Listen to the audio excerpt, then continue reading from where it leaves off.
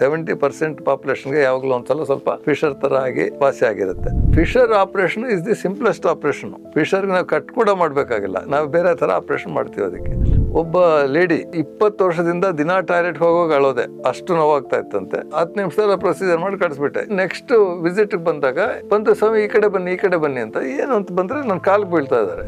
Cancer first stage second stage ಅಲ್ಲೆಲ್ಲ ನಿಮಗೆ ನೋವೇ ಇರಲ್ಲ.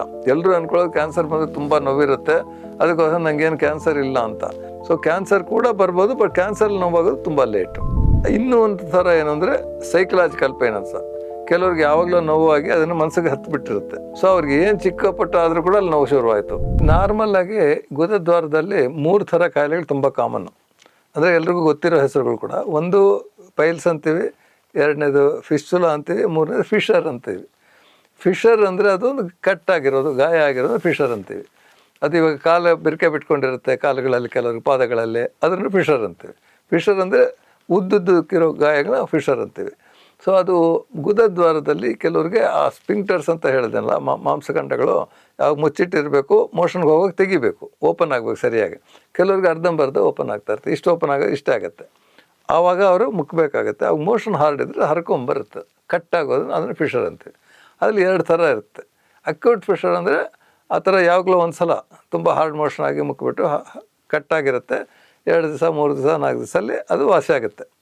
ಮತ್ತೆ ಮೋಷನ್ ಹಾರ್ಡ್ ಆಗದೆ ಇದ್ದರೆ ಅದೇ ವಾಸಿ ಆಗುತ್ತೆ. ಅದಕ್ಕೆ ಇನ್ನೇನು ಮಾಡಬೇಕಾಗಿಲ್ಲ, ಮೋಷನ್ ಹಾರ್ಡ್ ಆಗದಿರೋ ನೋಡ್ಕೋಬೇಕು. ಆಗ ನಾವಲ್ಲೇನೋ ಸ್ವಲ್ಪ ಪೇಯ್ನ್ ಕಿಲ್ಲರು ಅಲ್ಲ ಹಚ್ಕೊಳ್ಳೋಕೆ ಒಂದು ಆಯಿಂಟ್ಮೆಂಟು, ಸ್ಟೂಲ್ ಸಾಫ್ಟ್ನರ್ಸ್ ಈ ಥರದ್ದು ಕೊಡ್ತೀವಿ. ಅಕ್ಯೂಟ್ ಫಿಶರ್ಗೆ ಸರ್ಜರಿ ಬೇಕಾಗಲ್ಲ.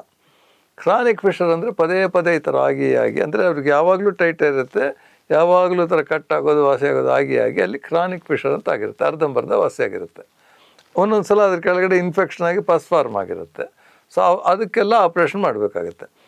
Fisher operation is the simplest operation.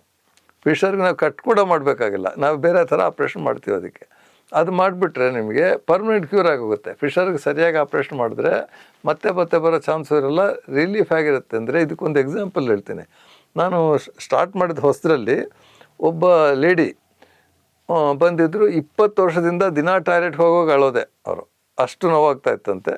ಬಂದಿದ್ದರು, ನಾನು 10 ನಿಮಿಷದಲ್ಲಿ ಪ್ರೊಸೀಜರ್ ಮಾಡಿ ಕಳಿಸ್ಬಿಟ್ಟೆ. ನಾನು ಹೇಳೋದು 30 ವರ್ಷದಿಂದ ಕಳಿಸ್ಬಿಟ್ಟು ನೆಕ್ಸ್ಟು ವಿಸಿಟಿಗೆ ಬಂದಾಗ, ಚೆಕಪ್ಗೆ ಬಂದಾಗ ಬಂದು ಸ್ವಾಮಿ ಈ ಕಡೆ ಬನ್ನಿ ಅಂತ ಏನು ಅಂತ ಬಂದರೆ ನನ್ನ ಕಾಲಿಗೆ ಬೀಳ್ತಾ ಇದ್ದಾರೆ.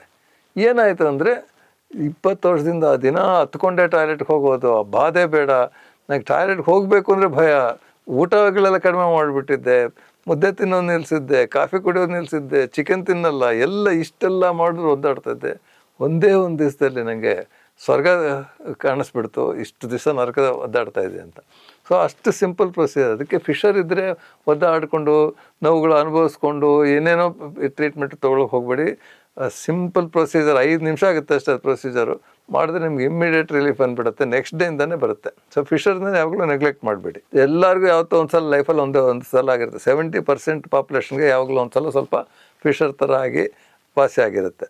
ಅದು ಒಂದು ಕಾರಣ. ಅದರಲ್ಲಿ ಏನಂದರೆ ಟಾಯ್ಲೆಟ್ ಹೋಗುವಾಗ ಮಾತ್ರ ನೋವಿರುತ್ತೆ, ಒಂದು 10 ನಿಮಿಷ 15 ನಿಮಿಷ ಸರಿ ಹೋಗುತ್ತೆ. ಅದು ಯೂಶ್ವಲಾಗಿ ಫಿಶರ್ ಆಗಿರುತ್ತೆ.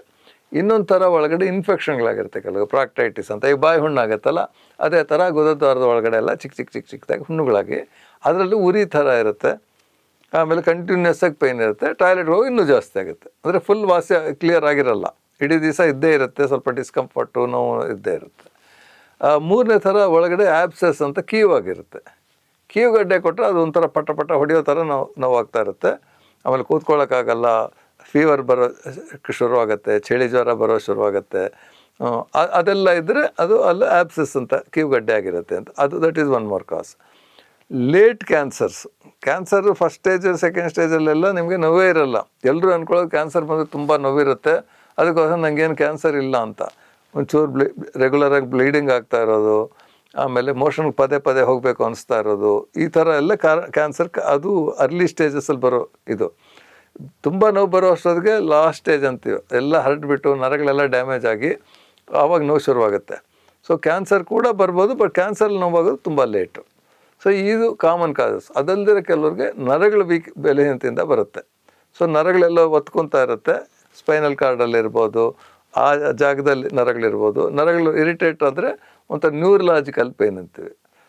ಇನ್ನೂ ಒಂದು ಥರ ಏನು ಅಂದರೆ ಸೈಕಲಾಜಿಕಲ್ ಪೇನ್ ಅಂತ. ಕೆಲವ್ರಿಗೆ ಯಾವಾಗಲೂ ನೋವಾಗಿ ಅದನ್ನು ಮನಸ್ಸಿಗೆ ಹತ್ತಿಬಿಟ್ಟಿರುತ್ತೆ. ಸೊ ಅವ್ರಿಗೆ ಏನು ಚಿಕ್ಕ ಪುಟ್ಟ ಆದರೂ ಕೂಡ ಅಲ್ಲಿ ನೋವು ಶುರುವಾಯಿತು, ನೋವು ಅಂತ ಇರುತ್ತೆ. ಎಲ್ಲ ಪರೀಕ್ಷೆ ಮಾಡ್ತೀವಿ ಏನೂ ಇರೋಲ್ಲ. ಅವ್ರಿಗೆ ಸೈಕಲಾಜಿಕಲ್ ಟ್ರೀಟ್ಮೆಂಟು, ಸೈಕಿಯಾಟ್ರಿಕ್ ಟ್ರೀಟ್ಮೆಂಟು ಕೊಡಬೇಕಾಗತ್ತೆ.